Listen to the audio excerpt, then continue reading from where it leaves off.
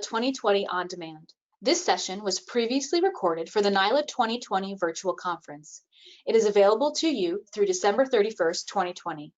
Please note, once viewed, each on-demand program is eligible for 1 continuing education credit. Links to materials and presenter contact information have been archived in a Google folder and are made available after conference. Support files and documents can be found in session files below the program description. Any questions about the NYLA 2020 virtual conference digital platform can be directed to Christina@nyla.org, or you can call 800-252-6952. Visualizing a more dynamic annual report is sponsored by MPRRT and co-sponsored by Palizdo, Eslin, Lambs, and Smart. Without further ado, our presenter. Hi, welcome to Visualizing a More Dynamic Annual Report. I'm Carolyn Bennett Glauda, Education and Outreach Librarian at Southeastern New York Library Resources Council. I'm responsible for much of the communication in our organization. So under that umbrella, one of my other duties as assigned at the council includes putting together the report that we distribute at our annual meeting in June and then hand out throughout the year. So thank you for taking the time to listen to this talk. I hope that I can share some of what I've learned since I started designing our report in 2012. So a quick note about accessibility. I plan on reading my slides so that anyone with a visual impairment or a reading challenge can follow along. With that in mind, I also did my best not to make my slides too wordy, and I'm reading from a script so that I don't forget anything, and I hope that will also help me speak more clearly for anyone who needs assistance with sound. So to begin. So, what are we going to go over in this presentation? I would like to start with a story about how this presentation came to be and with a few thoughts about annual reports. Then we're going to take a few minutes to jot down some notes so that you can start generating thoughts about your next annual report. And once we've done that, we'll get into some of the details, including picking what type of report we want and how we want to publish it. Finally, we're going to do what librarians do best and share our work. We're going to look at some examples that I found of excellent data visualization and visual storytelling from other libraries. To begin at the beginning, what is an annual report? It is a document for stakeholders that chronicles the past year, either fiscal or calendar year. It can include a narrative of the organization's activities, making use of graphics and charts. It contains detailed financial and operational information.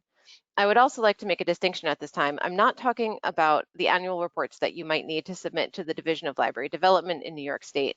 Those reports are completely data-driven and submitted on a form. This presentation is about visual published annual reports, which you would use to tell the story of your library's year. As I said in the opening, I've been designing and publishing Southeastern's annual report for a few years, and the idea to put this presentation together came to me after my mother shared an email that she got from her public library in New Jersey. They had just sent an email with the subject heading, Annual Report. The body of the email was a wall of text about what the library had done in the past year. And then there were a bunch of numbers on circulation statistics, reference questions, and story hours. My mother's question to me was, is this good? Are these good numbers for a suburban library? And my answer was that I didn't really know. Those numbers existed in a vacuum. It was just raw data that didn't tell a story. They didn't compare this year to a previous year. They didn't say anything about how all those checkouts helped individuals. And they didn't talk about how much investment, a return on investment the community got from those numbers. And I had that thought, like, it doesn't have to be this way. There's no trick to getting your numbers to tell a story. All it takes is sitting down and thinking about it a little bit. And so that's why we're here today. To start off, I want you to take 5 to 10 minutes to brainstorm. If we were giving this presentation in person, I'd probably have spent time over designing a worksheet for you that I'd proudly hand out at this point. But since we're all remote, this exercise can actually be done with a blank sheet of paper and a pen or pencil. I mean, you could even do it on a blank word processing screen in your keyboard, but I'm gonna just nudge you towards grabbing a pen and a pencil just to give your eyes a break from the screen for a moment and to think in a different and creative way. So what you'll do when you have your paper is you're going to divide it into 3 sections, and you're going to head them with the following: 1, stakeholders; 2, what to highlight; and 3, publishing. So try to take equal time for each section and fill your paper, but don't go over 1 sheet of paper. So in this exercise, in section 1, I want you to think about who are your stakeholders. Make a list of your target audiences. For example, it could be voters, it could be elected officials, it could be Board of Trustees members, future staff, or donors. You could get as specific as Karen, my state senator, or as broad as people in my town. You're just trying to think of anyone who would be on the receiving end of this annual report. If you are in a school or an academic library, it might be your administration in general or your principal in specific. So then in section 2, what you're going to write down is, what do you want to highlight? Here is where you're going to write about the big events of your year. So this could be including building or services upgrades. It could be about any kind of growth. It could be new staff. It could be your pandemic response. Or it could be anything else that makes this year special, and anything that you're proud to share with your stakeholders. You can go both big and small in this section. This is also where you need to decide how you want to define a year. At Southeastern, we used to highlight our fiscal year, but in 2018, we started reporting on the calendar year. And that was just a choice that we made more sense when we were handing out our materials. So in section 3, you'll consider, where are you publishing this? Is this report going to be emailed to your list? Is it going to be sent out in paper form? Is it going to be given to elected officials? Where will you keep archival copies? If you've always done your annual report in a certain way, think about why that is. Are you able to change things? Are there other ways which you can distribute that report that might get to more stakeholders? Also, think about the possibility of making different versions for different occasions. Can you distill an 8-page booklet into a 1-sheet or an infographic in case you need something to quickly hand out at events? So at this point, what I want you to do is go ahead and pause the video and give yourself 5 to 10 minutes to fill out that form, and go ahead and restart when you are finished. I'll be here waiting. Okay, welcome back. So now that you finished your sheet, I want you to take a look at it and circle one thing in each section that resonates with you the most.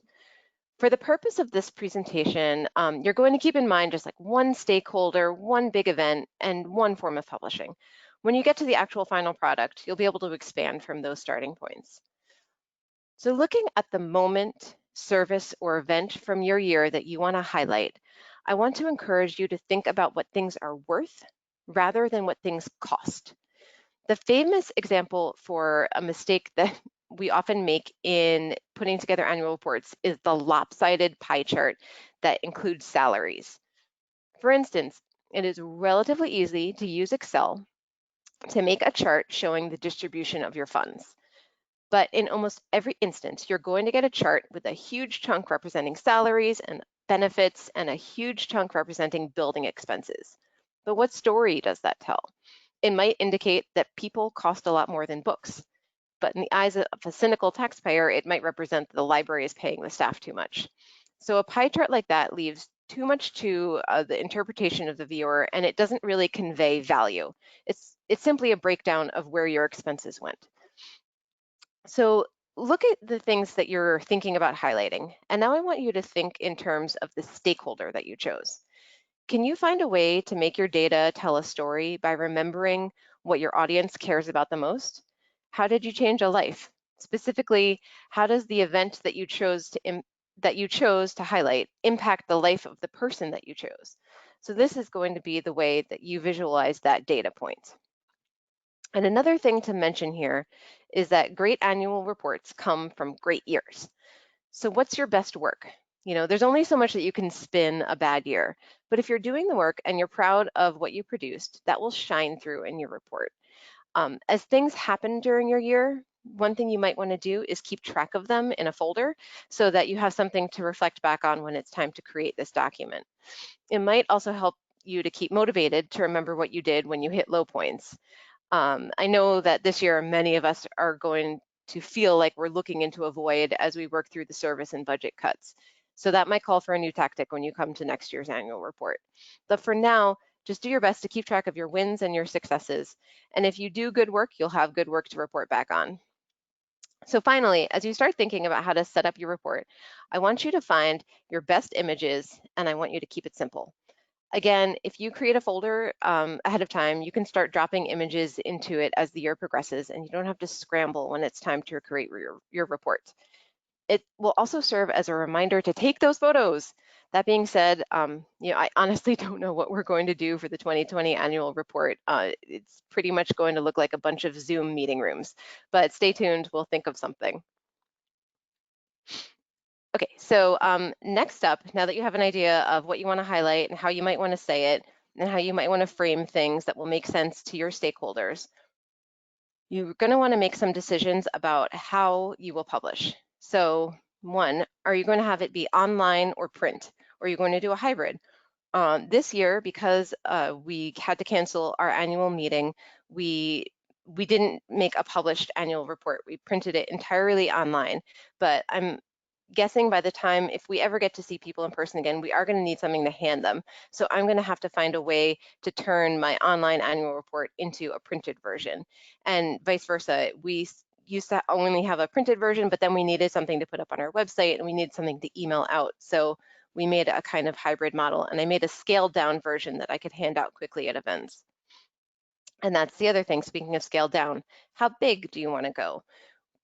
Is your annual report, it could just be a simple infographic that you put on one computer screen, or it could be a one sheet that you hand out as a piece of paper.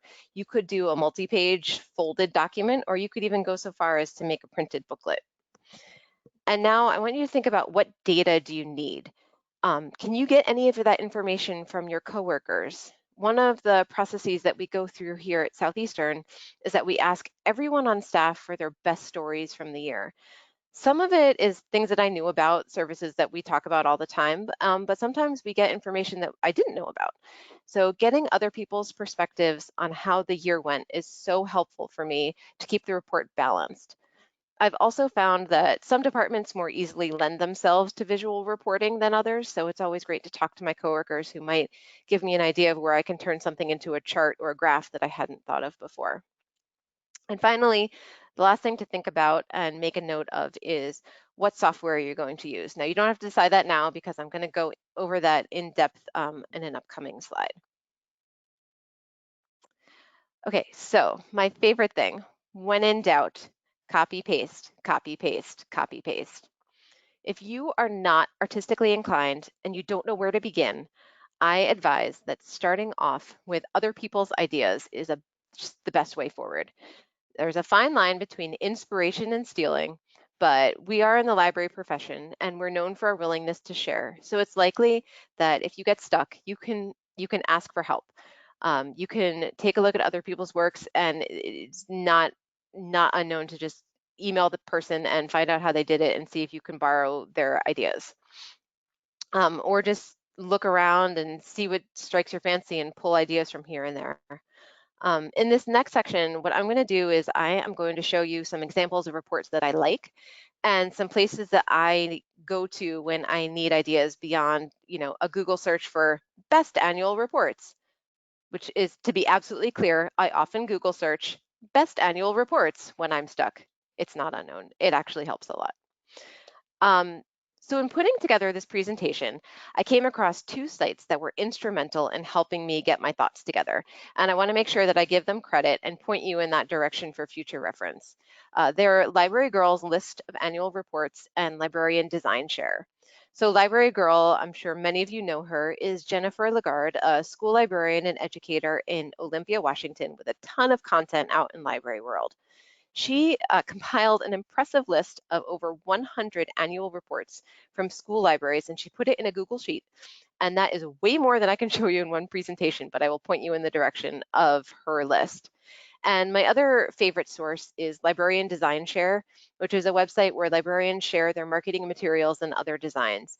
So if you end up creating a project that you love, if it's an annual report or a flyer or anything like that, I encourage you to share it with them. Share and share alike. So as far as examples of annual reports, I want to start by showing you one from my own this year. That I'm going to show you our annual report. So for this, I used Excel to gather the data, and then I ended up creating the design in Canva, which is a free online software that is great for making visual aids and other kinds of design. So as I mentioned before, we published it online this year, and then we emailed it out, and during our annual meeting, we linked to the PDF on our website. So what I'm going to do here is I am going to show you first a PDF. So this is our 2019 year in review. And this layout I got entirely from Canva. And the color scheme I picked, I will share that with you in the notes. I like to pick out a color scheme ahead of time and then apply that. And I usually end up using the Pantone color of the year and one of their design schemes. It's just a way to start thinking about things in color. So as you can see, we picked 3 things that were like, these were our 3 big highlights of the year. Our members, because our members make up who we are, how many items that we had digitized in Hudson River Valley Heritage, and how many people had attended our events. And the graph that I used here is a box graph, so it might be a little bit small on your screen, but where you see the green, the cream, and the blue boxes, that just shows you how many, what types of libraries are participating in our in New York Heritage and Hudson River Valley Heritage, which is our online digitization program.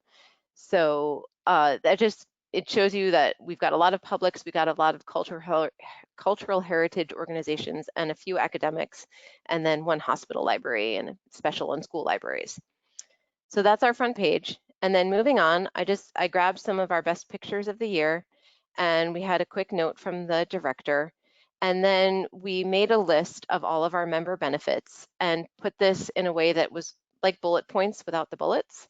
And then this is our financial information, our mission and vision big, and then a list of all of our members and our committees and our annual award and our membership in Empire State Library Network. So in short, these were the things that we felt like it was important to highlight for the year. And moving on, I'd like to show you some other libraries that I liked their work. And it felt like this was really doable for someone who doesn't have a lot of design experience. This is from the Teaneck Public Library. Their annual report is all on 1 page, so they can easily display this on their website or print it out and hand it to people. They gave a quick breakdown of the value of the books versus the cost of the books, which I thought was a clever way of showing the community how much the library is doing for them. And then they have a list of, you know, raw numbers of who they've helped and some great visuals that are really eye-catching. And following that, I wanted to show you, this is from the Hartford County Public Library. I think I was really moved by the "Come in, we're awesome" tagline. I just wanted to show you this really big. I know it's probably too small on your screen, but it was like looks like a legal size document, 1-page infographic for their annual report. I'm just going to blow it up to actual size. So you can see here, they did the thing that I said maybe don't do, but I'm going to forgive them because everything else is so pretty, where they show that their operating revenue and some of their statistics. But what I love is they've got these great visuals. They've, you know, taken lots of pictures during the year, and they show their value. Basically, is you can see that they're also not, they're using similar statistics to show how much things are worth versus how much they cost. And then next up, I'm going to come back to this as we move forward, but this is the Houston Community College Library, and they also did a 1-page infographic. I'm going to make it a little bit bigger. And I like this. It's very simple. It shows the numbers of how many, you know, database logins, programs, collection development, and then there's a description of what it means. So your eye doesn't just get fixated on the huge numbers. You can actually take a look at at where they came to those numbers and how it applies to you as the user. So we'll come back to Houston in a second because I'm going to show you their website as well. And then I quickly wanted to show you Caroline County's infographic annual report. I like this a lot just from a design point of view. I do want to point out one thing, and this is just a side note. If in creating your annual report, you should try to remember to put your any kind of contact information, even just the name of your library or the name of your library system on your published documents, because in creating this presentation, I pulled out a bunch of different PDFs and JPEGs and other kinds of things that I liked, and then I didn't make a perfect accounting of where I found everything. So it took me a while to backtrack to figure out where Caroline County was and how I found that. So just for your FYI, Caroline County is in Maryland. And this is from the library systems website. So I'll put a link to that in the notes for this presentation, so you can also go back to it as well. But there's a lot of numbers going on here, and I think they do a good job of grouping them into how those numbers help their stakeholders and what they do for people who work, for people who go to events, for people who need technology. I thought that was a great visual. Okay, so as I said, I wanted to show you the website for data visualization. So just scrolling up here, this is the website for the Houston Community College Libraries. And this is some of the best data that I've seen that they have on a dashboard that it's called Snapshot. So as you can see here, they just took some basic, library statistics and put them into, familiar box graphs and everything here. And they had some clever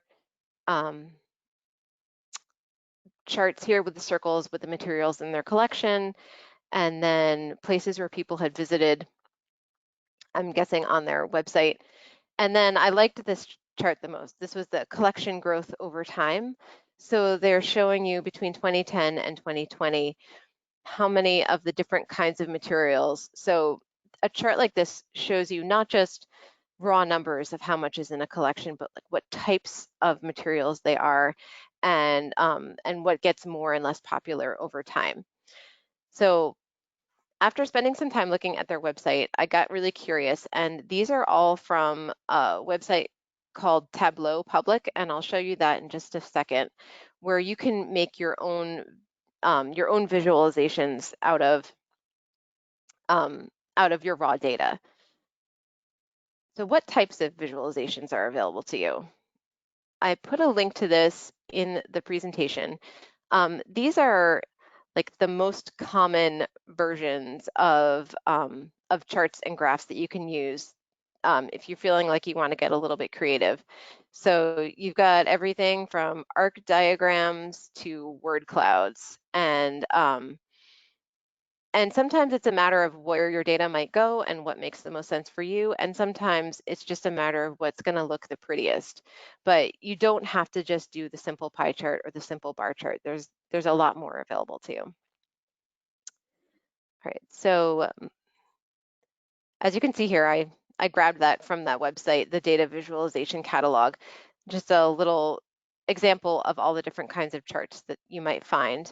And here's a link to that library dashboard at Houston Community College, and the website Tableau, where you can go ahead and put your raw data in and make all kinds of beautiful visualizations. So some examples that I found there that I wanted to show you include the Tableau, the Foundation Living Annual Report. This is an annual report from the nonprofit section, and it shows you 3 different simple methods for presenting your data. So you can see on the top there, they have some raw numbers in big boxes, and then they did a bar chart for the average donation amount over time, and then a box chart showing where their donations went, like what different categories the donations went to. And this was also a lot of fun. This is a person who used the Tableau software to chart all the books they've read in the past 10 years. So you can see the percentage of male authors, the percentage in ebook format, the percentage read in English, and the percentage marked as favorite. And this is also linked in the Tableau site. And then just for a lot of fun, this person brilliantly used the software to help us make a best guess as to where to find Waldo, looking at an aggregate of the Where's Waldo books. So by looking at this, I, for one, know that I will never look in the top left again. Just a waste of time. It's not in the top left. And finally, this is a fun chart that's of our era showing a breakdown of the benefits from working at home. And I'm sure that many of us can relate to this. It's kind of like a flow graph chart to show a breakdown of asking 3,500 people who are working remotely what they like the best. All right, so as we get to the end of the presentation, I just wanted to talk to you a little bit about choosing software to design your annual report. I'd love to tell you that there is just one all-purpose piece of software that's going to work for you, but instead, I'm going to give you a swath of potential ideas and help you think about what could go into making your decision. So the cartoon on the left is XKCD, who's just a cartoonist who's made for PowerPoint presentations. And I think about this chart a lot when I'm considering automating a task or using some kind of software to make my life easier. So in theory, you put in some work, you write the code, and then you kick up your feet and you enjoy the fruits of your labor. But in reality, you spend a lot of time writing, trying to Google search your way into an answer to your problem, redoing your work, and then applying all the things you just learned. So as a result, there's no time anymore to do the original tasks by hand. I think of picking the right software in the same way. Someone taught me Publisher years ago, and it's where I feel comfortable. But Publisher has its limitations, and it often produces products that look like they were made in Publisher. So a few years ago, I got stuck on trying to figure out how to put images inside circles that had drop shadows, and I was wasting hours trying to make the Publisher software to do something that it just didn't want to do. So I decided to try out Canva, and that's where it's really great. You can get the pictures inside the circles with no problem, but then you end up in a piece of software you can't easily customize the layout like you can do in Publisher. So I ended up creating this patchwork workaround, like via copying and pasting, and I was driving myself crazy. And in the end, I decided to just jettison my idea for the design, stick with what I know, and move on with the rest of my to-do list. So the next year, which was this past year, I decided, I'm going to just start with Canva. I'm going to teach myself something new. I did get approval to purchase the paid version, which gives you a little bit more flexibility than the free version. And I was able to make the annual report with just that software. So I'm still jealous of people who are able to use tools like InDesign or GIMP or other software that creates this fully polished professional look. And when you're looking at annual reports, if you find some of the big libraries or like the Library of Congress or like Purdue Library, Brooklyn Public Library, they have these really wonderful designs and layouts and everything. But if creating an annual report for you falls under other duties as assigned, and you're not using your annual report as an entree into professional design work, and you don't have the money to pay for a professional design team, you're better off making something that looks good because you're using software that you're comfortable with. So unfortunately, I don't have time right now to go over how all of this software works because it is also a matter of you picking what you like, but there are excellent tutorial videos on Canva, on Publisher, on some of the other free software tools that are out there. And now Tableau that I haven't used myself personally, but just learned about a little bit for the purpose of this presentation.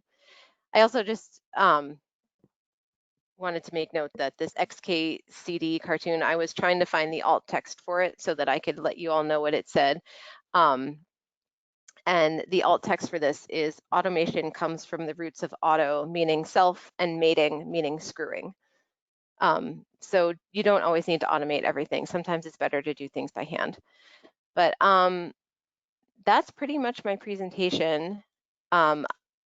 In conclusion, I hope that you come away with some ideas of what you want to say and how you want to say it. There is an infinite number of ways that you can share your year with your audience, and it's worth the time putting together something that makes you proud of your work. So I wish you well, and please feel free to reach out to me if you have any questions or you want to share anything that you've worked on, or if you want more clarification on how to pick the right data points for you. All right, be well. Thank you. Thank you so much, Carolyn. This concludes the NILA 2020 On-Demand program, visualizing a more dynamic annual report. We hope you continue to take advantage of all the on-demand and live programs the NILA 2020 annual virtual conference has to offer. Thank you for helping us make this the best virtual conference ever.